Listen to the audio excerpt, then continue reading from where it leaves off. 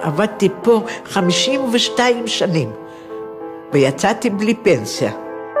עכשיו אני מקבלת 364 שקל מהפנסיה שלו. איך את יכולה ללכת לקנות עוף או משהו כשזה 25 שקל קילו? לפעמים אני עוברת באיזה רחוב, אני רוצה סתם בורק, אני נותנת לך דוגמה. ואני לא הולכת לקנות אותה. אני לא בן אדם שהייתי זקוק לכל כך הרבה עזרה וכל כך. אז אני משתדל כמה שפחות להגיע למצבים מביכים. וזה המצב. מוכר על ידי הביטוח הלאומי כסיעודי, הוא מקבל גמלה שעוזרת לו לממן את העסקת העובדת, אבל יתר הסכום, אלפי שקלים, מגיע מכיסו, כי לטענת חברת הביטוח שלו כלל, הוא לא מוגדר סיעודי. אני לא הולך עם חיתול בגלל שאני רוצה להיות פופאי ולא רוצה להיות נמושה. זה העיקרון. אם הייתי אחר, הייתי אולי מרפא מהדברים ואומר, זהו, ככה אני נהיה. אבל אני לא רוצה להיות כזה. יש דברים מינימליים שהכבוד האדם דורש. זה פשוט גובל בהתעללות. ומה מצפים? שקשיש יחליף לעצמו טיטול? שנכה יתחיל ללכת על הידיים? זה פשוט אבסורד. והמשמעות היא מאוד מאוד ברורה. המשמעות היא שמי שלא נמצא, לא עלינו, עם רגל וחצי בקבר, לא מקבל שום דבר. וכשאדם מבטח את עצמו, הדברים שכתובים צריכים להיות הדברים שממומשים, ולא לבוא ולהתחכם, ולא לבוא ולהתחמק, ולא לבוא ולנצל, ולא לשלם כשמגיע מועד התשלום. אני רוצה להיות עם רוח של אדם. רוח של אדם אומר שאתה צריך לעשות את הדברים כמו שבן אדם נורמלי עושה, בן אדם שיכול לעשות עושה. חברות הביטוח מחכות שהבן אדם יגמור את חייו בשביל לשלם לו. אם הבנים שלי לא לוקחים אותי, אני לא יוצאת מהבית. אין לי פנסיה, אין לי שום דבר. זה לא פשוט, נתניהו. אין לי, זה לא פשוט, זה קשה. אם לא הילדה הייתי על ידי, אני הייתי אבוד. הייתי סובל מרעב. אם נפרוט זאת לנתונים, 36% מבני 65 ומעלה חשים בדידות, ל-16% אין אל מי לפנות בשעת משבר.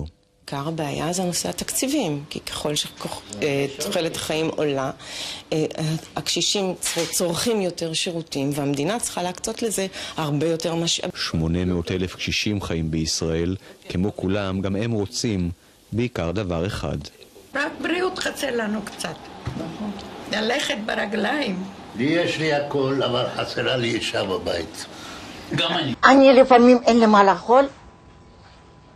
ינקלה עוזר. אני לפעמים אוכלת שם במסעדה. לפעמים יש אוכל קצת נורמלי, אני אוכלת שם. זהו.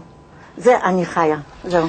על החדר בהוסטל היא אומנם משלמת רק 300 שקלים בחודש, אך היא נאלצת להיעזר בתרומות כדי לשרוד. קר לך בחורף עכשיו?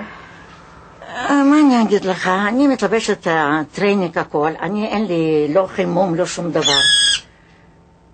זה הבן שלי קנה. שאני, למה... ולמה אין לך חימום?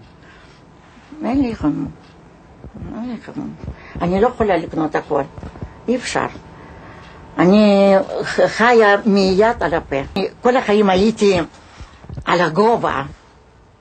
היום אני מתביישת. שלום, איך קוראים לך? שושנה אלון. שושנה אלון, את ניצולת שואה, נכון? כן, ניצולת שואה. את גרה בבית הזה כמה שנים? כן, אני גרה 44 שנים. התחילה 2013. אני רואה שאין לך חשמל, נכון? אין לי חשמל. זאת אומרת, מה שאנחנו רואים עכשיו את האור זה מהמצלמה. נכון. זאת אומרת, אם אני מקבל את האור... יהיה חושך. לגמרי חושך. רגע, בוא נראה איך רואים רגע. בבקשה. בעצם, זה מה שאנחנו רואים עכשיו בלי האור, נכון? נכון, לפעמים זה פנס, זה נוקיה, כנראה אין לי נוקיה, לא נותן את האור. איך את מסתדרת בלי חשמל, בלי דוד חשמל? ממששת, אבל לפעמים מקבלת מכה מפחדת שלא ייפול עליי לבמה. איך את מתקלחת בחורף? אני הולכת על הדרך שלי, ממלאה את הבקבוקים, 4-5 בקבוקים לפעמים, בשני ליטר כל בקבוק, או לג'ריקנים, ואני משתמש שם פה, והכל אני מתרחצת בלילה. אין לך מים חמים. אין לי מים חמים. אין לך גם מקרר, אני מבין, כי אין לך חשמל? אין לי חשמל, נכון, מקרר כבר... אז איך את מסתדרת עם האוכל? איפה את שומעת? אני קונה לפעמים בסופרמרקט, לפעמים קונה דברים שלא צריך להתחמם, כמו סרדינים, כמו מקרלים ומשהו, דברים כאלה, ולחם שחור וככה, זה או דברי חלב. בקיץ דברי חלב לא היה צריך. מה שטוב טוב אוכלת, מה שטוב נותן לחתולים. כמה שנים את חיה בלי חשמל ומים? 2 שנתיים את חיה ככה? כן, 2 אני חיה ככה. הנה אנשים מדברים על בדידות. יש כל מיני בדידות.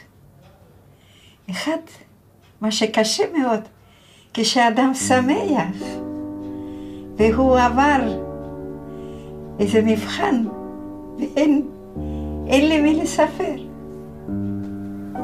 אין לי מי לספר.